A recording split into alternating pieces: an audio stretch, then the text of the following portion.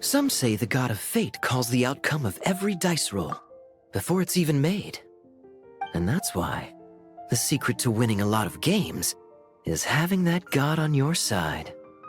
Your luck is amazing, Kaya. Your turn. Give it another shot. Fear not, O Crimson Dragonborn, for I, the Princess of Ertelung, have bestowed upon you the benediction of the midnight hour, and with it you shall surely smite this usurper.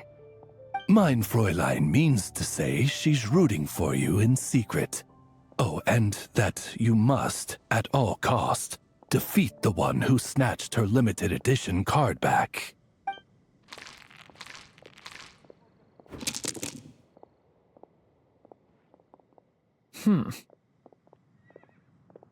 I'm not too sure if that counts as good luck or bad. Tis not but the perfidious machinations of fate.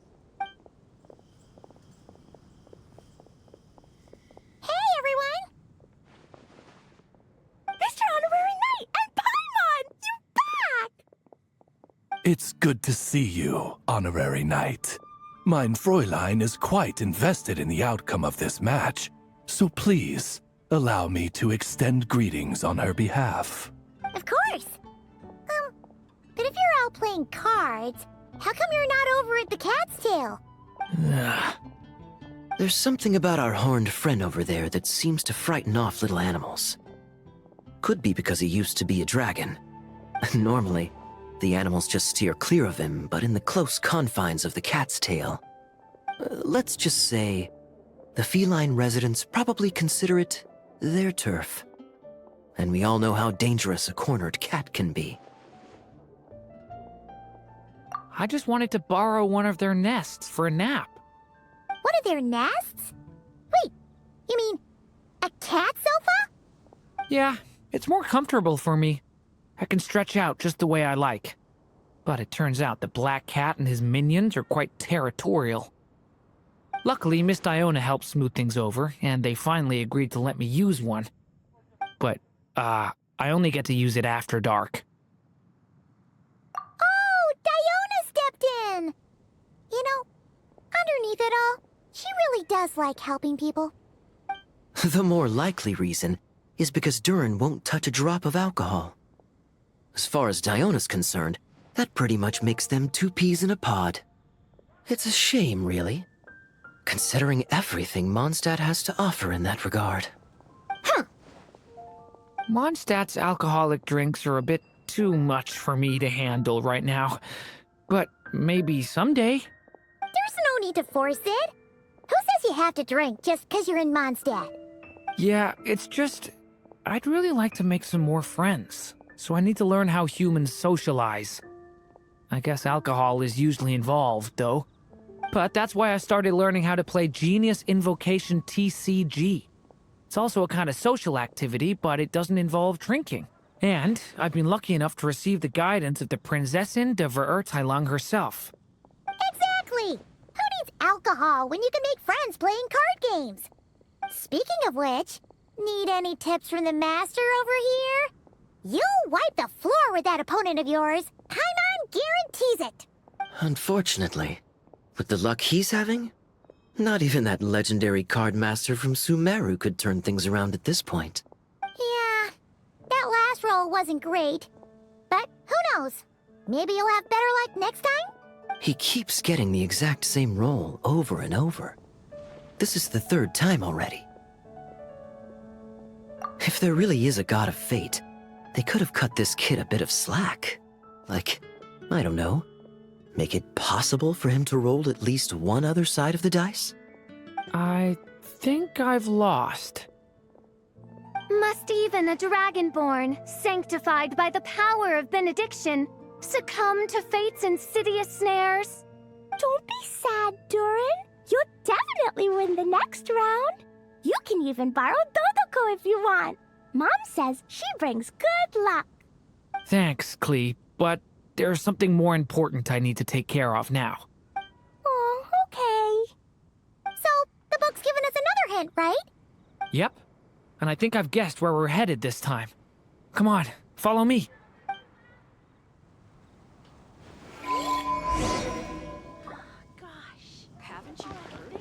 Add. Thank you for complete.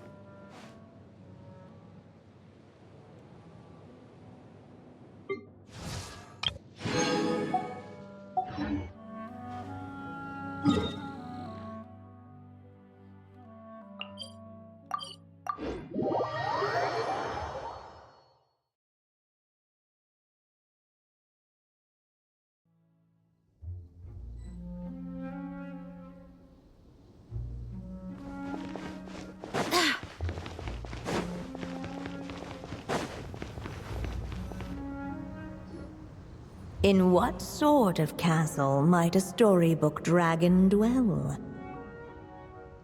The witch turned to a mighty dragon born upon the wind to seek her answer. From afar, she beheld a solitary castle, standing lonely beneath its wings, and wrote it into words. Its walls kept out the wind and rain, yet also cast a solemn shadow. Enveloped by their shade, the story's boughs were lulled into a torpid slumber and reached no further sky. So that's the clue. I think we're meant to find a place where dragons live, and this time, in the real world. I asked around, and it just so happens that there's a place like that in Mondstadt. Yep, that checks out. I've heard that the dragon here is called Dvalin, and that he's a magnificent creature. I hope I get the chance to meet him. Wait a second. Do you think having the two of them meet is the best idea? You know, considering everything that happened in the past? How would we even explain everything to him? Well, if we do run into Dvalin, it should turn out okay with us there at least. Is something wrong? Nope. Let's go!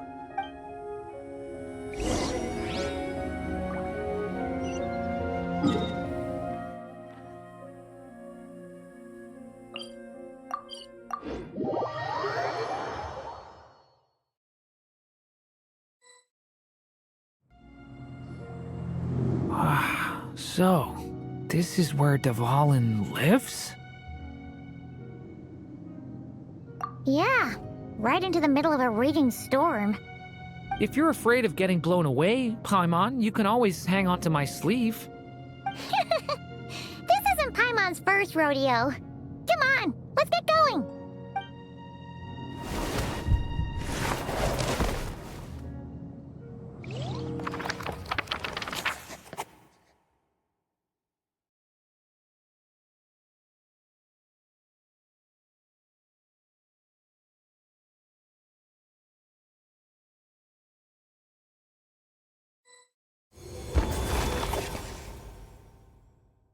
The little dragon grew with each passing day, and the story witch, who loved him dearly, built him a big, beautiful castle. Yet in the end, she herself succumbed to time's merciless march, setting forth on a journey to a place beyond even the stars.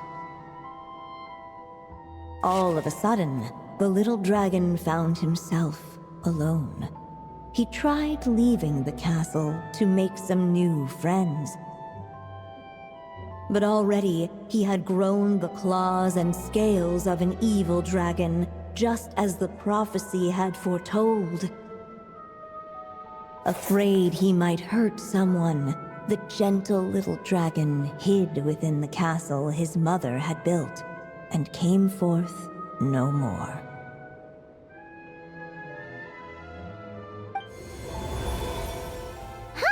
Looks like we're back in the story world.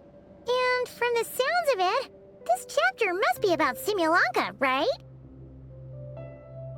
Yeah, like the fairy from the Forest of Blessings, the king of Constellation Metropole, that cat lady who turns into a box. Yep. That would be Nilu, Navia, and Kirara. Oh, and there's Hat Guy, too.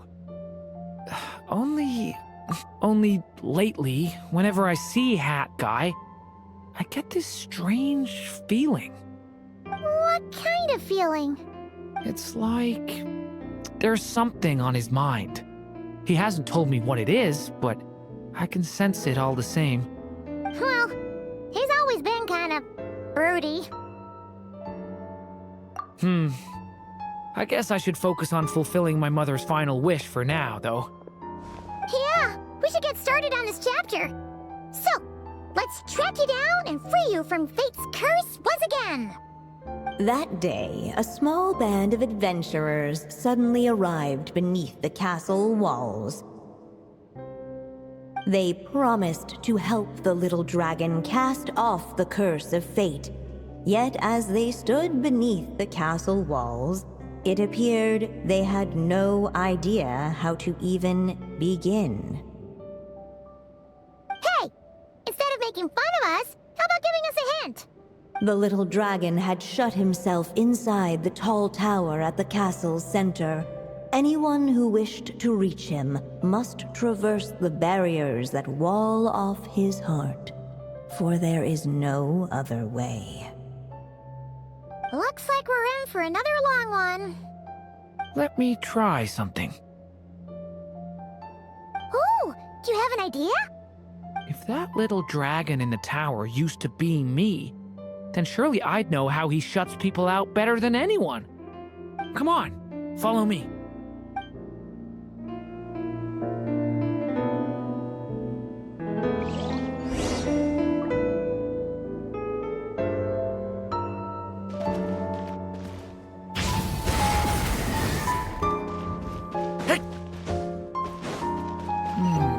That telescope. I've seen magical tools like that before. It could come in handy. Woo!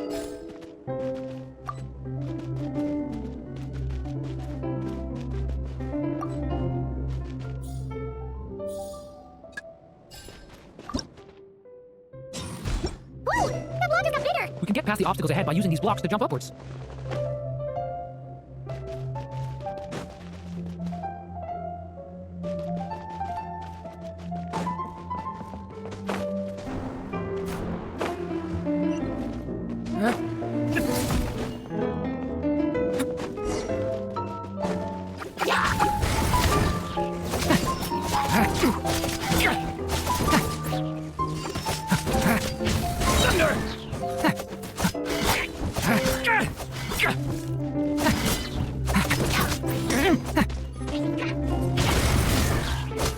The abyss is burning! Shadow!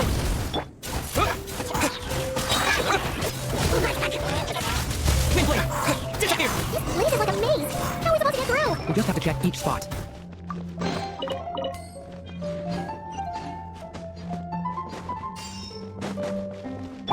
Towering claw!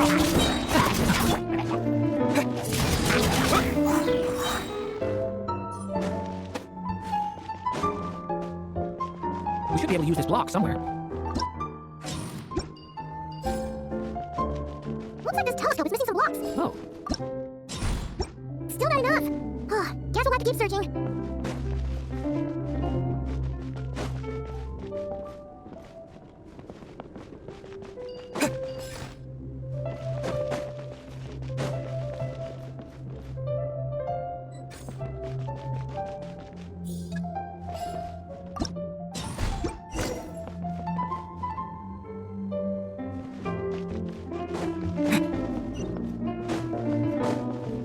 Seems like someone's stuck down there. Should they continue towards the tower, or plunge into the shadows to rescue those in need? A difficult dilemma indeed. The path to the tower's up ahead. We better stick with Durin.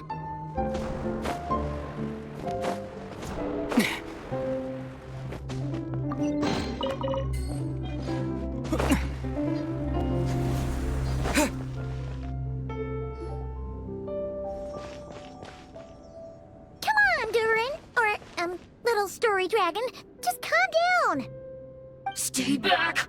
I don't want to hurt you. Loneliness and fear had built a cage around his heart, shutting out all who would look upon him.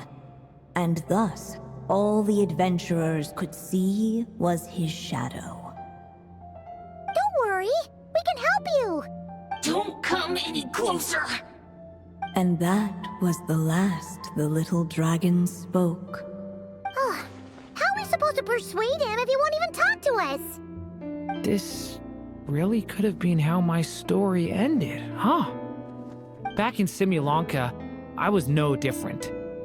But even though I kept shutting everyone out, deep down I hoped someone would be strong enough to face my power and break through to me. And that's exactly what you all did. I wouldn't be standing here today without you.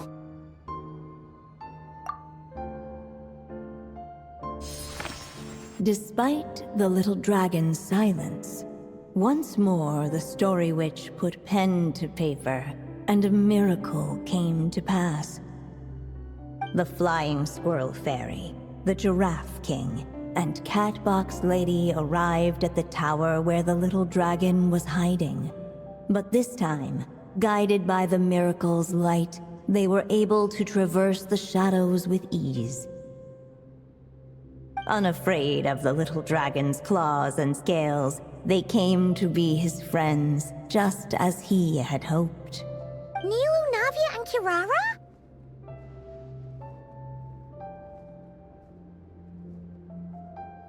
It's my friends from Simulanka. Hi, little dragon. I'm the Flying Squirrel Fairy, and I'm here to help you lift your curse. Will you talk to me? And I'm the Giraffe King. Don't be afraid, little one. We're not afraid of you. I'm just a cat in a box, but I'd very much like to be your friend too. These are my friends? Yeah, they're your friends in the future you'd be trying to avoid. I can promise you that.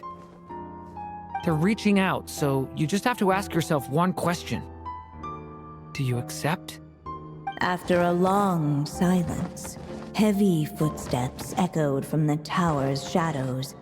But still, the one who made them refused to step forward. Though the cage to his heart had been unlocked, the little dragon remained ashamed of his claws and scales. How can I face my friends like this? Don't worry, little dragon. We're gonna offer up our blessings and make a wish to the goddess of fate to release you from your curse. Yeah, just like last time. Make a wish? To the goddess of fate? At that moment, the merry witch made her entrance. Hello, little one. Don't be afraid. With the blessings of your friends, your wish shall be granted. Alice? Wait, you're the Merry Witch from the story? Correct. It is I, the Merry Witch, creator goddess of this realm. And it just so happens the goddess of fate is none other than my dear friend, the Story Witch. I'm here to make good on my promise to lend her my second strongest spell.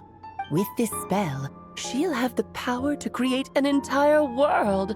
So naturally, granting your wish won't be a problem. Provided, of course, you receive your friend's blessings. But before we proceed, I must check something on her behalf. Little dragon, do you accept this blessing? I want to be your friend. So if you're offering, then yes, I would love to have your blessings. Were it not for the adventurer's blessings, this tale might have ended long ago. Thanks to them, another ending was now possible. Yet in that moment, they did not know if this blessing was truly a gift or just another trial in disguise. What? You didn't say a word when we actually needed a clue, but now at a critical moment like this, you turn up and start playing mind games? Another trial. Ha, that actually sounds about right. Be it the fictional problems of Simulanka or unavoidable conflicts in the real world, if you think about it, that's what they've been all along. But if it wasn't for those trials, I never would have met any of you. So, despite all that, I'd still like to give my blessings. That's the spirit! Come on, Durin! Let's help you make your wish come true again! On behalf of both my past and present selves, thank you, my friends. Fortunately, a brave band of adventurers heard tell of the little dragon's story. Determined to lift his curse, they fought their way through countless trials. To help him, they offered up their blessings and made a wish to the goddess of fate. At last, their wish was granted.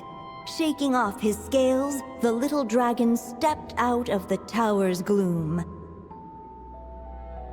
But his time in the world beyond the castle would soon teach him this gift would bring blessings and trials of its own.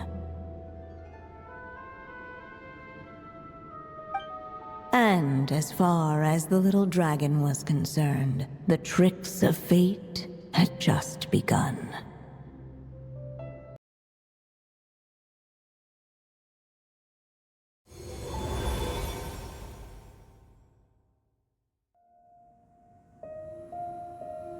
So, Durin's wish came true, just like it did before. If this story was written by my mother, then surely that was the last chapter we just completed. Oh yeah! So, in other words, we finished it! Looks like that's a wrap on Alice's task, and there's even some ink to spare. Guess we'll have to wait for her to make contact, like she said. So, my mother's final story has finally come to a close. Sounds like you're a little sad to see it end. Back when I was still living in Simulanka, I was always under the illusion that my mother had never truly left. Every day I spent immersed in that world. It felt like she was right there by my side, still reading me bedtime stories. But now... Durin.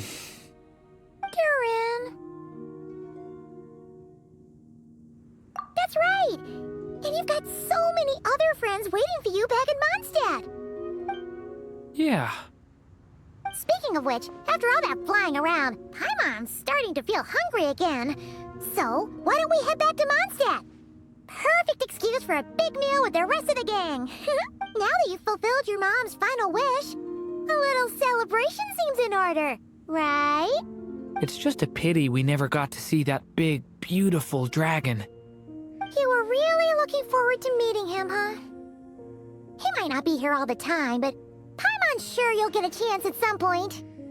Alright, no worries. Anyway, since this feast is to celebrate me fulfilling my mother's final wish, I guess it should be my little treat. Pretty sure that's how humans do it, right? Nuh-uh. This one's on the Traveler and Paimon. Celebrating each other's achievements is what friends are for.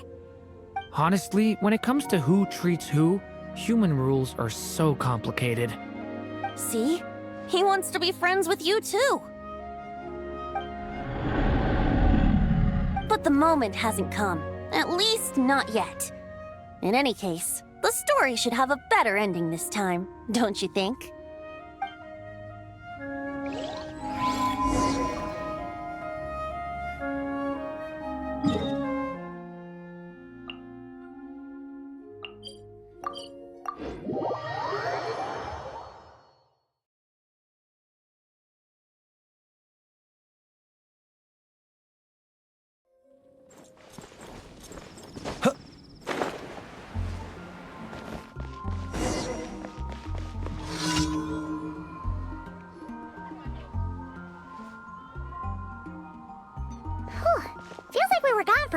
messages.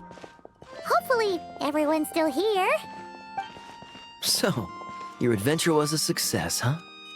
Want to grab a drink to celebrate? Absolutely not. No booze allowed. Mr. Honorary Knight, Doran! I want to hear all about your big adventure!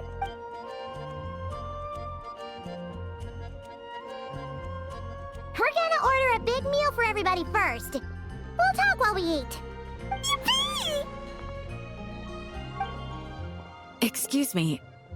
Did I hear you call him Durin just now? But wasn't Durin the evil dragon that fell on Dragonspine? Come on, miss! This Durin isn't that evil dragon from Dragonspine. Albedo said... well, it was kinda confusing. But anyway, it's super cool. Oh, is this your first time meeting him, Marjorie? No wonder you're getting him confused. Still, even if you hadn't met him yet, shouldn't you have heard about him at the very least? At this point, pretty much the whole city has.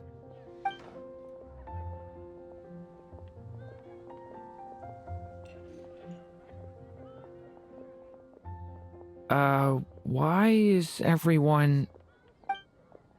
So, what exactly is his connection with the evil dragon? Wait, but those horns on his head... Surely he's not a... Did everyone just forget about Durin? No, that can't be.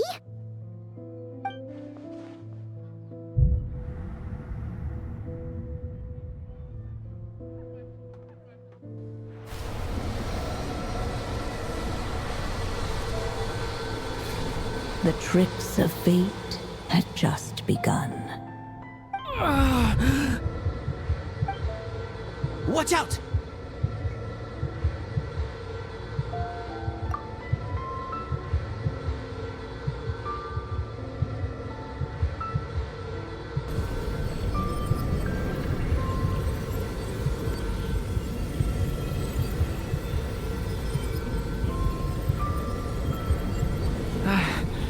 No one got hurt.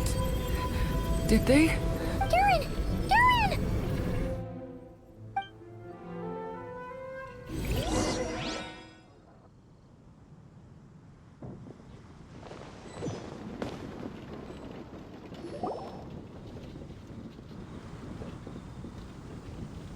I just had Barbara check him over. He's not badly hurt, but he seems to have burned through a lot of energy fending off some kind of dangerous power. He'll need some time to rest before he wakes up. So, can someone explain what's going on here? It seems like, aside from Durin's close acquaintances, the people of Mondstadt have forgotten everything about him. How could that even happen?